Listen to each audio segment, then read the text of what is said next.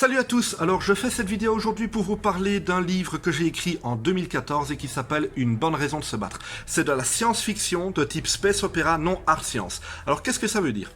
Eh ben ça signifie présence de nombreuses races d'aliens avec des jeux politiques entre elles, des alliances qui se forment, des guerres qui se déclarent et tout ça, avec une technologie très avancée qui n'a pas toujours forcément une utilisation décrite parfaitement sur des pages et des pages. Alors ici c'est avant tout un livre d'aventure spatiale avec pas mal d'humour. Pour vous expliquer, à l'époque, je venais de finir le tome 2 d'Aussi rude que l'hiver, un bouquin très sérieux, très sombre, et j'avais envie de faire une pause et d'écrire quelque chose de plus léger, de plus humoristique avant de commencer le tome 3.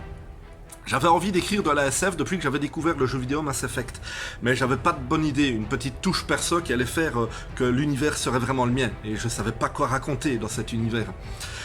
Puis un jour, alors que j'écoutais Zach MC, la musique que vous avez en fond actuellement, je repensais au film sur les invasions aliens, qui étaient repoussées par l'humanité, et je me suis dit qu'au cinéma, il fallait que les gentils gagnent, mais que, en vrai, si une espèce extraterrestre avec une avancée technologique si grande qu'elle maîtrisait même les voyages entre les étoiles, elle ferait qu'une bouchée de nous et nous coloniserait facilement. C'est là que j'ai commencé à voir ce que j'allais écrire. L'humanité, vaincue par une race extraterrestre, annexée dans le puissant empire de cette civilisation appelée les Sovats, voit la planète Terre devenir une province de seconde zone de cette superpuissance galactique, mais se retrouve ainsi propulsée dans un monde qu'elle n'envisageait même pas. La galaxie est un territoire divisé entre plusieurs superpuissances extraterrestres, et alors que certains humains pensaient être les seuls dans l'univers, ils font à présent partie d'une vie politique galactique où de nombreuses civilisations cohabitent.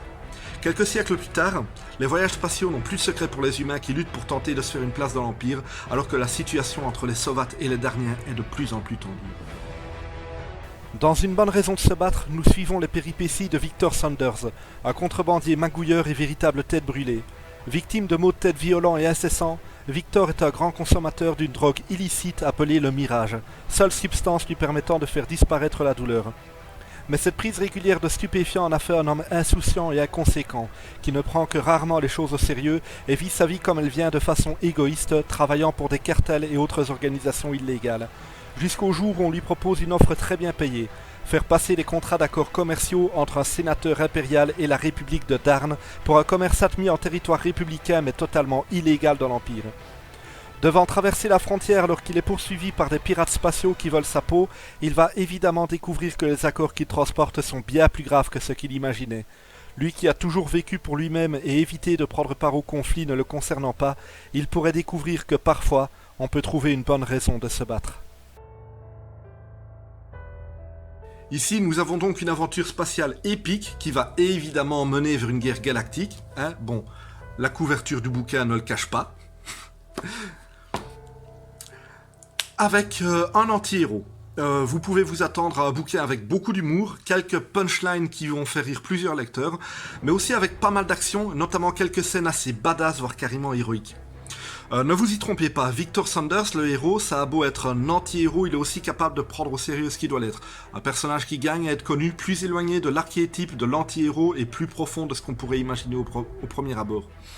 Le livre est disponible sur Amazon au format broché, mais aussi en numérique, au format Kindle, pour être lu sur tablette ou sur smartphone. Je signale que la couverture sur Amazon est légèrement différente de celle du livre que je tiens en main, parce qu'il a été fait dans un format différent. Ça, c'est une ancienne édition, et il me reste que quelques exemplaires. Donc sur Amazon, vous n'aurez pas la même édition et pas la même couverture.